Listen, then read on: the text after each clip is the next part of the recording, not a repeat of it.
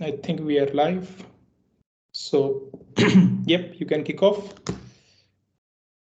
So today we are discussing uh, overall the business atmosphere or business environment of Indian IT sector. इसके लिए हमारा जो source material है वो recent result के जो updates हैं for 3-4 companies like TCS, Infosys, HCL, Wipro, etc. हैं. We have tried to you know hear or read whatever material is available on these 4 results, whatever the commentary management has given in the transcript calls, etc., etc., and also analyst reports where various analysts are talking about various aspects. So that is our source material. Uh, while we are not technically as strong to comment on technical aspect, uh, we can decipher overall message from the commentary or the conversations which have happened, the analysis which have been given. So we'll be putting on that. I think let's start. Yes. So, yeah, I think the background is the current micro environment or market environment for IT companies in general. And as you said, we want to see what's happening, what will happen, that sort of thing. So, definitely, I think looking at these large, I mean, top three, four companies, there has been slowdown in the growth. What growth they had in FY22 versus FY23, and more so in quarter one of current calendar year, and even quarter 2 of current calendar year or this current quarter. It's quite visible कि constant currency there is decline. In some cases there is flat. Uh, so overall, that's, I mean, in the numbers, that's what it looks like. Operating margins are shrinking slowly. So TCS, I think, did go down from 24 point something to 23 point something. Similarly for others also. So yeah, numbers are clearly telling the story. Even in constant currency terms, they are this either there is no growth or degrowth, or growth has slowed down. So there were 2-3 things I would like to add. First of all is I read in one of the reports that the story is not just about this 6 months or 1 year. The story is after COVID, everyone was very active and very, enthusiastic about technology, and everyone had increased the IT spend. So in 2022, I think 2021-22, uh, the numbers were quite high. The growth was quite good, and the reduction or whatever the slowness in demand which we are looking at can also be, some part of it can also be a higher base effect because the base is high. If you see pre-COVID, the demand is still well. It's quite good. But post-COVID, the numbers were quite high. The deals were very high. So from that angle, it's a mixed bag.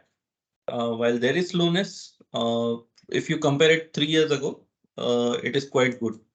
But there's also concerns regarding recession, inflation, etc., etc. And that is why geography by geography, we are seeing different prospects in terms of revenue. So while clients from US uh, had some concerns, there was reduction in discretionary spends. So definitely there is a slowness in demand from US perspective. Similarly, from Europe perspective, Europe is even more attached or impacted by the current geopolitical issues. Uh, but definitely, US is regaining its strength. That is what it looked like. And from whatever commentary I saw, BFSI also, the banking crisis, which was looking like it will come, it didn't happen at that intensity. फिर कहीं ना कहीं ये भी हुआ कि जो fundamentals हैं बैंक्स के, वो कहीं ना कहीं फिर से ट्रैक पे आ रहे हैं, और क्योंकि फंडामेंटल्स ट्रैक पे आ रहे हैं तो बीएफएसआई धीरे धीरे अब वापस रीग्रो करेगा, ऐसा दिखाई दे रहा है। UK is a bright spot in terms of geography. Overall I thought कि यूरोप में सभी कंपनीज का कहीं ना कुछ ऐसा डिग्रोथ दिख रहा है, लेकिन यूके में नहीं है। although I kind of had a this मतलब प्रीडेस्टिन्ड नोशन कुछ बोलते हैं, प्री कंसीव्ड नोशन जो है, मुझे लगा था कि सिंस पॉलिटिकल इंस्टेबिलिटी थोड़ी सी थी, पीएम बदल रहे थे, ये वो, तो एक साल के अंदर कुछ ना कुछ हुआ रहेगा, लेकिन वैसा हुआ नहीं। In fact UK is probably better than US in some of the companies. तो लेट्स सी आगे कैसा होता है। ज्योग्राफी वाइज तो मुझे यही दिखाई दिया। In one of the companies, Middle East and Asia was showed good growth. बाकी सब जगह पे rest of world was not so good. But एक या दो कंपनीज में मिडिल ईस्टर्न कंट्रीज का थोड़ा सा एक ग्रोथ दिखाई दिया। हाँ, I think UK, I think HCL के लिए भी it was bright spot, and they were saying HCL, or maybe I think it was HCL, I don't remember, but UK, not only they have taken those immediate deals head on. I mean, not immediate means there is a faster return, faster realization on investment, or also the transformational deals are, yeah, I mean, UK businesses have capacity to take it and they are taking it. I think, but overall BFSI growth has slowed down. What it was growing at maybe 10% and all is now, I think TCS grew in BFSI just 3% in quarter 1. So BFSI has slowed down. Uh, Obviously, the way it was looking in March quarter, in the first quarter of this calendar year, it didn't spread, or the intensity didn't increase, that one after other bank going down or anything like that. So that's a good news. But BFSI has slowed down. There is no commentary on whether it will pick up or when it will pick up. So also, if you think about it, right, I mean, this business, ultimately it is all coming from the economy of all these geographies, US, Europe, or anywhere else, right? So, and like anywhere, first impact will be banks, right? Or in any adverse financial situation, I mean, slowdowns, recessions, first will be banks. That's what is looking. Others are still growing: manufacturing, services, pharma and healthcare, tech, telecom. I think manufacturing and energy are two which are, uh, energy and pharma is definitely a dark horse which can grow. Energy on the back of the less investment in previously, and pharma being itself funded by COVID, rich balance sheets, continuous demand, and the life cycle of pharma products itself. But I think question that probably nobody is answering or nobody wants to jump the gun is whether this slowdown in BFSI will go to other sectors. Is it just a temporary dip in BFSI, or is it something, a slowdown which will spread over multiple quarters, and nobody wants to jump the gun and say anything? I think, but one positive spot is the deal bookings are very high. Yeah.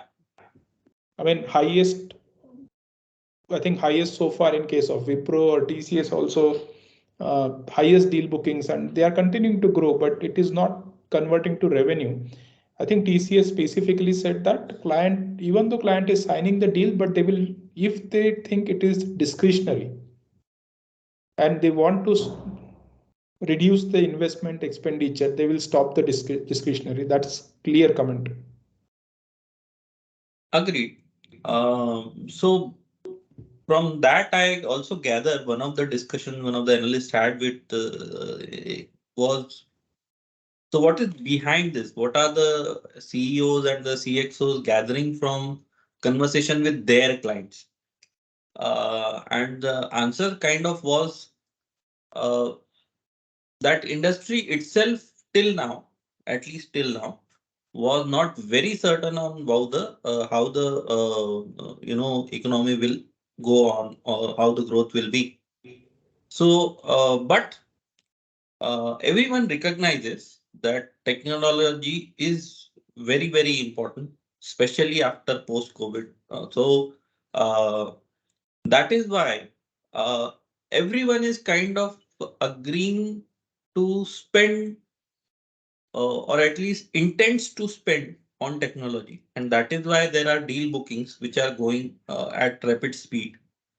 Uh, so, what the industry really wants is uh, having a MOU or let's say handshake on whatever the deals are and the intentions and the projects should be, kind of started with. And wherever they feel that, the uncertainty arises, they also want some sort of what we can say leeway or some discretion to reduce the cost. So there are certain products where uh, they definitely want to go ahead. Cost optimization is one of them. Cloud storage, everyone wants to go on cloud storage. So that product everyone wants. Cyber security is definitely there. Data integration, ERP, etc. definitely there. AI has put up a lot of challenges. So people are ready to spend on AI.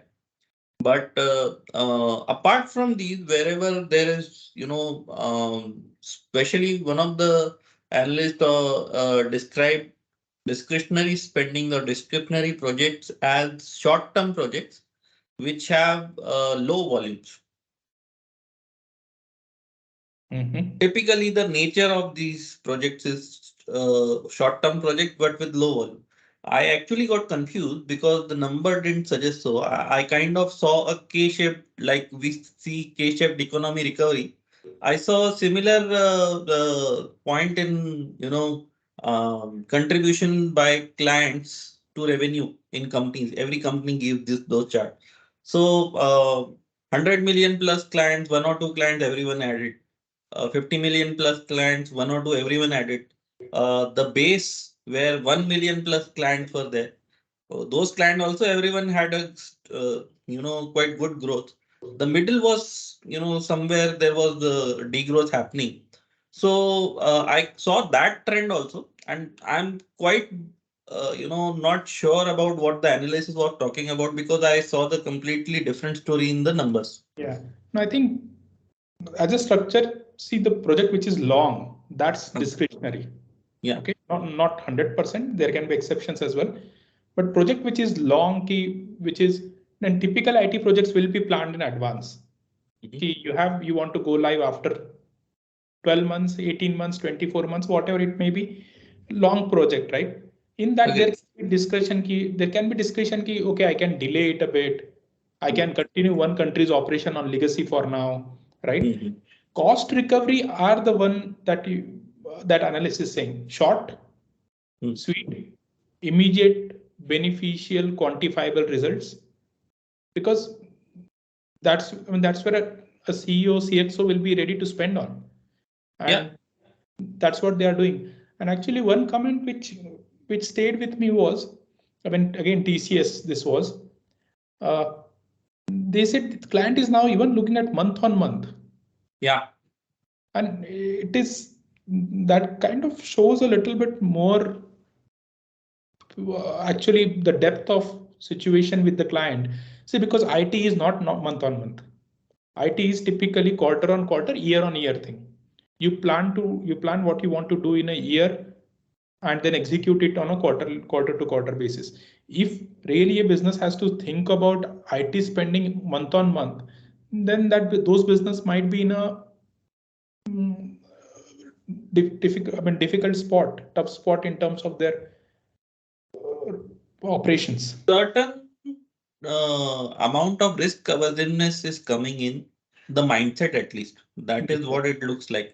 Yes. And that is natural also, especially in terms of whatever is happening globally. Uh, But definitely, it's a double-edged sword where you have to advance technologically. There is no option your business will become obsolete. But you also have to be frugal in terms of what you spend. So it is a balancing act between the two. That Yes. is why probably the review has increased. Month on month is coming up. That also I agree. But that is why I kind of agree with the product which are being selected. Like I listed out cloud, uh, data integration, or cyber security. All these are priorities. So it looks like mindset is matching with the product, but yes, definitely it will impact in the long run. Yeah. Also, I think one last point was that somebody asked again in TCS or somewhere probably that whether it is concentrated to certain industry, certain geography. Answer was no, it is broad based. Yeah, the conservatism is broad-based. That is definitely a broad-based perspective which is coming out. Yeah. So I think that's about overall scenario. I think to conclusion of that would be there is uncertainty that everyone says. Yeah. Nobody wants to jump the gun and say that we'll grow this much this year. Only HCL kept the revenue guidance as it is. I think Infosys was a little bit downward as compared to last year. Hmm. I think similar somewhere probably with TCS. I don't remember reading it, but I don't expect anywhere else. I mean, it going to be showing positive year on year or sequentially quarter on quarter higher growth. I don't think that's going to be happening. Yeah. So I think the next logical thought would be, does this impact the business model of these companies or the way the IT sector operates? Is there going to be a fundamental shift? Yeah, I think. See, I think there are two parts. Okay, it is multidimensional. One is uh, the nature. You there? Yeah, yeah, I'm there. Your picture froze. So the nature of IT is itself ever changing. There are always continuous changes in the technology, right? Mm. Like cloud, AI, ML, AI, ML, now that generative AI, right? So that's technological. Some of them, there has also been a business change. Like earlier, it used to be all upfront, right? You pay for the installation, you pay for the first year cost, and then you pay for maintenance every year. To some extent, there is, I mean, in last 10 years, there is an emergence of SaaS, software as a service. I think HCL said they have a recurring revenue of $1 billion a year. Yeah. So I didn't go into much deeper of it, but I think it's been a trend in IT. Analysts are also watching it, which companies have that trend of, or they are going to the transformation of rather than upfront payment to a recurring long revenue stream annuity, right? So Mm. that's business wise on one axis. Other axis is the technological changes which are continuously underlying. Another angle that current is in the current business environment, macro environment, what they will do. So from macro perspective, I don't think they will have to tweak it a lot. Uh, in terms of how they operate and do things. But from uh, technology side, Gen AI is the next big thing that everyone is talking about and which will disrupt business model. So, if we, let's say, define the IT business model, it is more about securing a deal for transformation, cloud storage, or whatever the scope of the Hmm. project is, and then delivering it based on whatever the technology is. Now, on the back hand, there is always manpower which is being trained, which is being kind of prepared for the roles. Now, there are many other aspects to it, but this, let's say, operating cycle, do you think that will change? What do you mean by operating cycle? the operating cycle or the operating process wherein the delivery, the deal comes, you deliver it in a way and in a certain time frame. No, I mean that again, it with technology it has already. Abhi, I mean in last 5 years there is a agile. Agile is everywhere now. Agile means you deliver it in bi-weekly cycles or I mean monthly cycle, whatever it may be, typically bi-weekly. So that has changed how you deliver, how you build.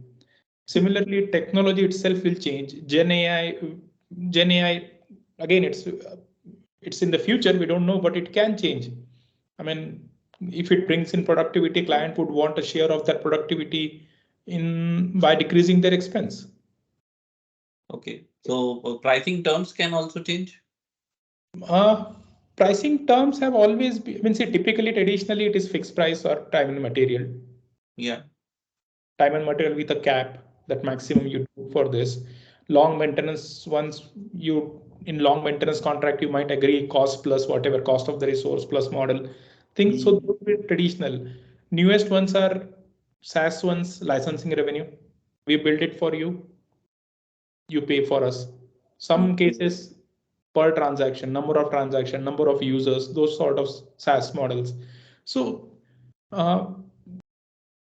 when it will continue to go on evolve naturally, right? SaaS looks like it's here to stay. uh, Gen AI, how it grows, how it really integrates in the deliveries of IT company models, right? That will impact, that will create its own dent in the mechanism, right? I mean, Yeah. TCS CEO clearly said that TCS new CEO, Kriti Srinivasan, Kriti, I think, he said, keep Gen AI for it to work, it has to be, we are going into Gen AI, which is next, but he said it has to be enterprise-wide adoption. If it is enterprise-wide adoption, what will be the cost? How will I charge a client? How would client to get charged for it? How would client like to adopt it? So it's something all in the future. So as of now, I don't think there is any imminent change that is going to happen in the business model per se, other than which has already been happening, like going from traditional upfront to SaaS or recurring revenue sort of those things. Mm, So, from what I gathered, I realized that there are two, three, you can say, underlying themes in which the work is going to change, or so the legacy systems, there is some sort of penetration that has happened in legacy system. Uh, Data integration, ERP, etc., etc. But the market captured is not huge till now. So it is the market is not yet what we can say democratized per se. Still, we are talking about 1 million plus clients. We start from there, USD 1 million plus, and then we go to USD 100 million plus. Now, my judgment is that legacy systems will continue, but there might be some sort of democratization where you open it up for clients who have lower paying capacity or something like that. That may happen, may not happen. The legacy systems which do not bring in the new, let's say, technology or do not require your effort, those are ready designed models, ready designed solutions. Those may kind of get more democratized. That is my feel. But there, the pricing will be on the models which used to continue. But the newer technology models will change, as you said. That is my gut feel from what I read. Now, there was also talk about whether solutions will be designed in different way. So transformation solutions are there, cost optimization solutions are there. So from whatever I gathered, it looked like whatever work has been done till now in terms of data integration, cost optimization, ERP, etc., etc. Whatever the legacy systems have been built, for the companies who have already kind of worked on it, projects have been given on these fronts. Um, these become foundations for AI because you can only develop a AI-based solutions if you have data. Correct. So from what I gather is that this will in a way change. That is why TCS CEO was probably saying that you need a comprehensive, integration between AI and the legacy systems, because legacy systems are in a way a foundation for AI, and if you don't have those, you may not get there. So Yes. these are the two, three underlying themes I think I was looking at. Um, then moving on to AI, I think now we should No, discuss probably more. Yeah. just on the legacy systems point. See, legacy systems are of clients. Okay. IT company, they themselves don't carry any legacy system. IT Yeah. company is like a trader. Yeah. Old stock, they will sell off in a discount, and I mean, they don't literally, but it's like an old product which dies off its life cycle, right? Mm. So IT companies don't have any legacy baggage. They may have internally like what software they are themselves on, but typically they are modernizing themselves very fast. But clients do carry IT. I think in one of the, they call it debt also, technology debt also. If you don't modernize your technology, you are in a debt. Your technology is not current. So legacy systems will be at clients. They are getting replaced. They will continue to get replaced. And as you said, it is a fundamental if you want to have AI. That's exactly what TCS guy is saying, and others also. I mean, see, as you said, AI ka source is data, right? If you don't give it a access to complete data, how will it generate an answer? Yeah. Yeah. So I think we are kind of gathering again, the answer remains the same. The conclusion of this also is that business model will change. How it will change is an uncertainty. There are Yes. certain options which are, or early signs which are visible, that this is the way it can change, this is the way it can change. But clear answers are not there. Yeah. I mean, see, I think, yeah, I think whatever changes are underway, they will continue. Hmm. And if we have to talk about anything significant coming up due to technology like Gen AI, we don't know about it. Yeah. So since we are, talking about Gen AI, uh, let's, Let's move to that one. Yeah. let's move to the address the elephant in the room. So how do you think Gen AI is going to impact the whole thing? See, it's like any other new technology. Hmm. I mean, I think Satya Nadella was saying, Microsoft CEO, we had Cortana, Alexa, Siri, Apple, they didn't work. I mean, then there were chatbots, like every website deployed chatbots, the bots which replied to you, right? They also were fairly not great, right? Now they are getting backed by a new technology, Hmm. which is essentially nothing but which is better at scraping through the data and finding an answer, Yeah. right? I mean, again, we have our own limitations. We are not Gen AI experts, but this is what it looks like. So, or whatever LLM language learning models they are going to do. So it's a good technology. It is getting adopted. There are some examples like Zerodha implemented it. Hmm. There is a My Dukan or Dukan AI, whatever, the Dukan.io, some portal again which implemented it, and they have achieved a lot of savings in the customer service cost. So Hmm. wherever there is repetition, it can be implemented, but Hmm. again, source of that is that access to data, Yeah. right? Yeah. And if you have legacy systems which cannot connect to that, you have a problem. Yeah. And now coming back to our scope of today, I think all of them are talking about it. They are doing pilot projects. Infosys is trying with multiple platforms which are open source or proprietary platforms of AI. So they are trying it out. Some of them are doing pilot projects with the client or POCs, proof of concepts. So it is still in the initial stages. I think uh, I like the comment that HCL guy made that at this point of time, nobody can make a contractual position on AI. I can't tell client what I'm going to deliver. Client won't know what I'm going to deliver. Client can't. How can we decide how much he will pay and how will he pay, right? So it is in that stage. It's still something in the experimental stage. Uh, I think that's more or less about it. Same, I think commentary came from TCS that we don't know how it will.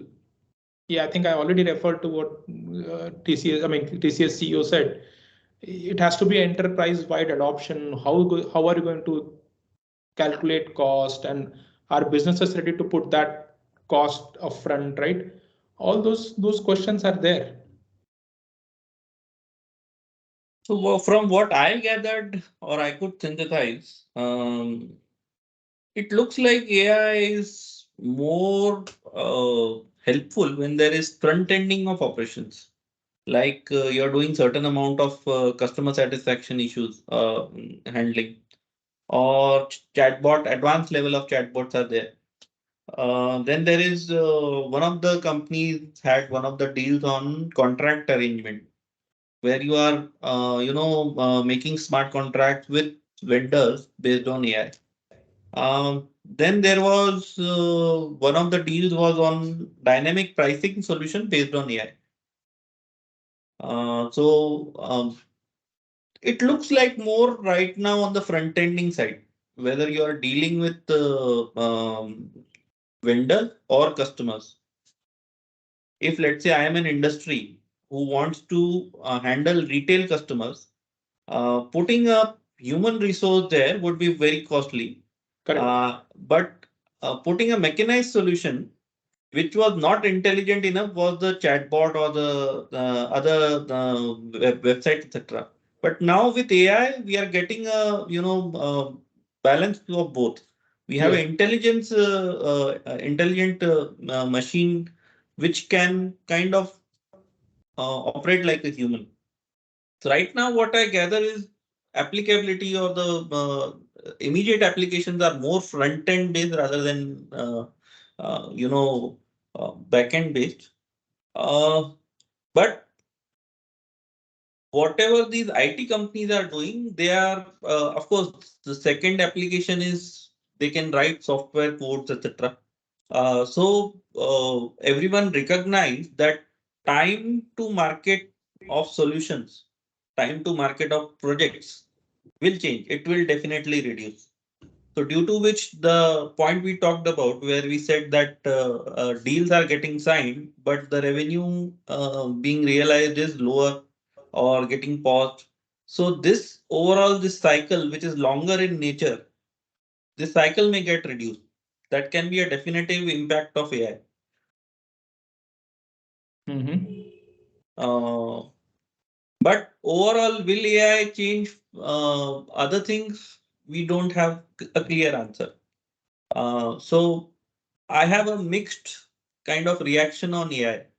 At one point, I feel that it is more like in Indian context, there are two examples I can gather. So one example is earlier you used to have farmers who were plowing the field with the help of bullock cart. Suddenly you got a tractor. You could do it very fast. Now has tractor replaced bullock cart completely? To some extent, yes. I will not deny that it has not replaced. A majority of it has, yes. Yeah. But have bullocks lost their value altogether? No. So that is a kind of one perspective I am bringing to the table. Second perspective in Indian context I could see was this example I have given to everybody who have met and had a discussion on AI. So let's say uh, photography technology was not great in the 1990s and early 2000s. You need to have a digital roll camera. Then digital camera came up. Still, the photography profession as such was going on a roll because you only change technology, not the profession. Yeah. Yeah. Now the technology got democratized. And since the technology got democratized, you could have similar kind of camera in your mobile. Yeah. Okay. Uh, by the logic we are getting today, that AI is also getting democratized. You can use ChatGPT and write code. You can use ChatGPT and write mails. You can use ChatGPT and write whatever. So by that logic, AI is also getting democratized, and photography as a profession also got democratized. Now you could yourself become a photographer. Did that reduce the value of photographer as a professional? No, I don't think so. Actually, what happened is the photography as a market, the market size of photography increased a lot. Yeah. So sometimes I feel that can be the answer to AI. That while AI will definitely bring efficiency, it will definitely bring interoperability will become better, integration will become better. Yeah. And definitely it is like a bullet car to tractor point.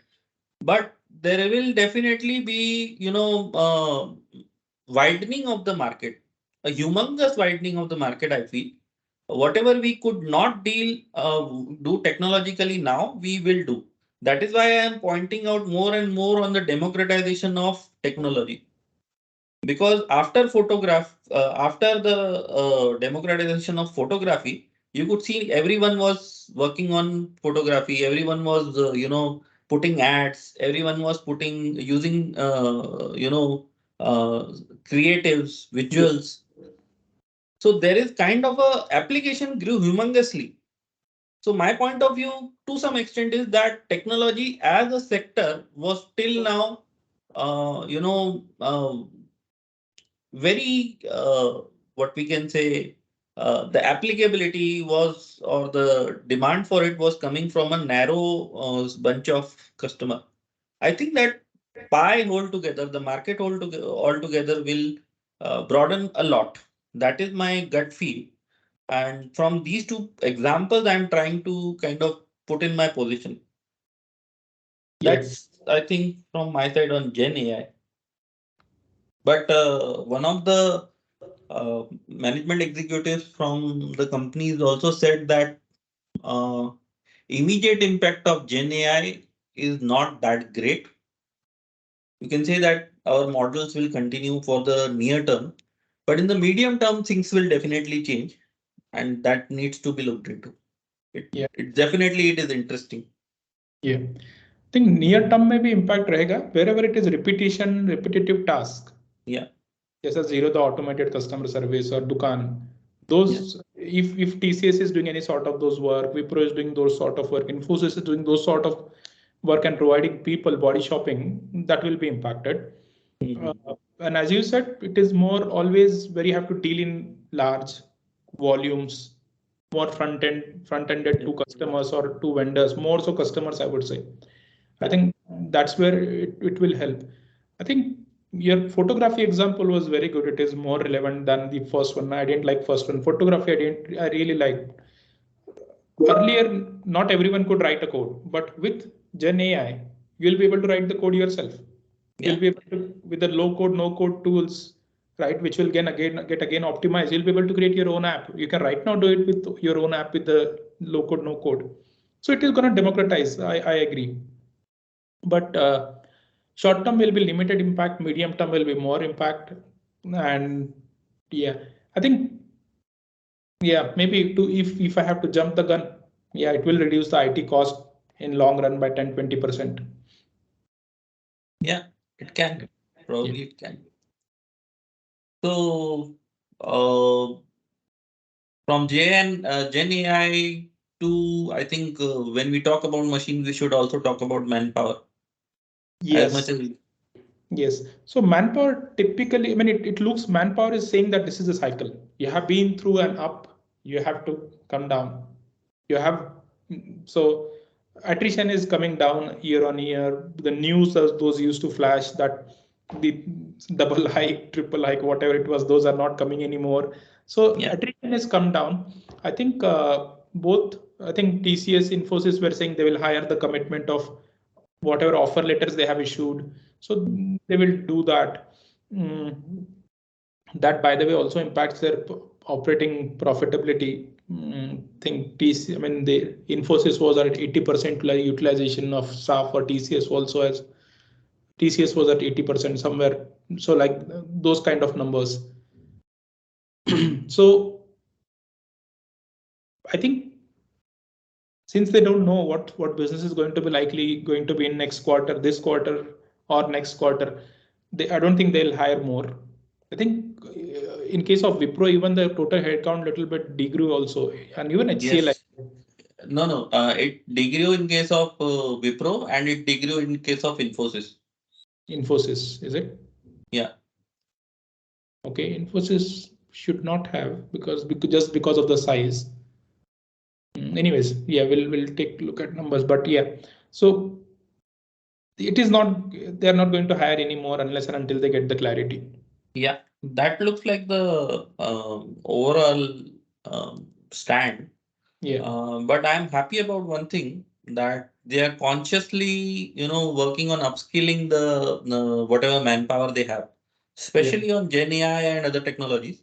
HCL, I could also, observe on various other technologies, whether it is quantum computing, whether it is Web 3.0, etc., etc. So HCL also, I'm looking at overall upskilling in both the companies. Maybe Infosys, I didn't do as much research that I should have. Maybe Infosys is also doing the same. So overall, broad based, every company is working on upskilling their own manpower, yeah. and in all the advanced field, they are doing it. The only point I am concerned about, whether it is Gen AI or manpower, is that sometimes I feel that we have not, at least Indian IT companies have not been, somewhere they are not as fast as they should have been. Like you pointed out in one of the messages that Gen AI projects and the new technology projects are more on proof of concept level rather than revenue generation level. So, proof of concept wise, many things are there. Upskilling of manpower, there are many things that are happening. We are also observing 50,000 um, AI trained individuals being measured by TCS. 1 billion investment being promised by Infi, or I think Wipro. Wipro. Hmm. So everyone has kind of allocated funds for upskilling, for developing AI capabilities, new technology based, advanced technology based capabilities. So that is definitely there. Uh, Only thing I'm kind of you can say, I'm kind of a bit Skeptic about. skeptical of is whether the pace at which this is being done is enough. I mean, I'm usually on conservative side. I mean, I think, yeah, I would rather say, I mean, yeah, I mean, it looks optimum to me. I mean, for companies of their size, for kind of technology which is really new, I think what they're doing is enough. I mean, obviously, if they see there is a very fast adoption, they would not hold back, right? They would increase more resources on it. Yeah. So, yeah, and Infosys actually what they started doing, they are training, they're actually implementing Gen AI on their own. Okay. So But whatever that will require a huge capital investment, right? so whatever softwares that they have, they sell to their client. Mm. Whatever codes they have written to it, they are feeding it to it. Mm. So that when a new developer comes and asks the questions, I want to create a code for whatever sales order price calculation XYZ, right? You will get the snippet out of it. Okay. So yeah, so Infosys is already doing it for its own software development.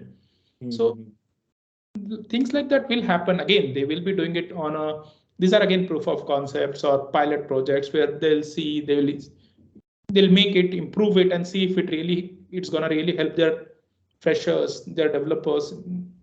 Yeah. Okay. Yeah. I think that's it. I think just one generic thing that came to my mind. I mean, these guys have been returning capital for last 3-4 years. Everybody did buybacks. Why didn't they go and acquire large companies? I think it is more about the fear of technology obsolescence. Whichever company you buy, how do you know that is going to stay relevant? I mean, see, in IT, mergers and acquisitions are very common. Like SAP is going to remain SAP, Oracle software is going to remain Oracle, Salesforce is going to remain there, right? So it is quite common for companies, and typically large companies will go and buy a regional company. One company is good in UK, Europe, this country, they'll go and buy it. I agree. I mean, they did buy, I think Wipro did buy Oddity, Infosys bought Oddity or something, Wipro did buy one or two, but the amount of capital they have returned, I mean, it's something puzzling to me. Why wouldn't you go out and invest that capital in bringing? Maybe the consolidation phase was yet to start. It is going to start now. Who knows? I agree. I mean, that was price. Probably price is the answer. Prices must have been too high, right? Because everything growing, they didn't want to put their money on it. Probably Q2 FY22, Q2 FY22 was a boom cycle for IT, and you never consolidate in boom cycles. So I guess probably that was reason. M&A do go on in boom cycle. Okay. Yeah. So, I mean, these companies would have returned at least 50,000 crore more than that each. Yeah, definitely. So, and I think I didn't spend much time, but Accenture did quite a number of acquisitions. Yeah, I think we'll get the answer in future as to maybe we are not in it, since it is a industry wide stand that they went for buyback rather than M&A. Maybe it is the right stand. Yeah, we don't know we as an individual don't have the collective conscious that the management or the industry sitting in their offices I have. Yeah, So I think I agree. But one other thing would be Infosys, at least the management transition that happened from founders to non-founders. So in that confidence goes down, right? To go and spend money. So that was one. Even in case of Wipro, that would be to a little bit, but in TCS, it should not be the case. Yeah, but all companies had a transition phase. All 3 or 4 companies, like TCS CEO went on to become Tata Sons CEO. And so all 3 companies had a transition phase. So that is why probably it could be a reason also. We don't know. Yeah, TCS is still going, right? I mean, the Rajesh Gopinathan went and Kriti Srinivasan. Yeah. So, okay, I think that's pretty much it what we wanted to cover. So we are good for today. Yeah, definitely. Thank you. I'll stop the recording.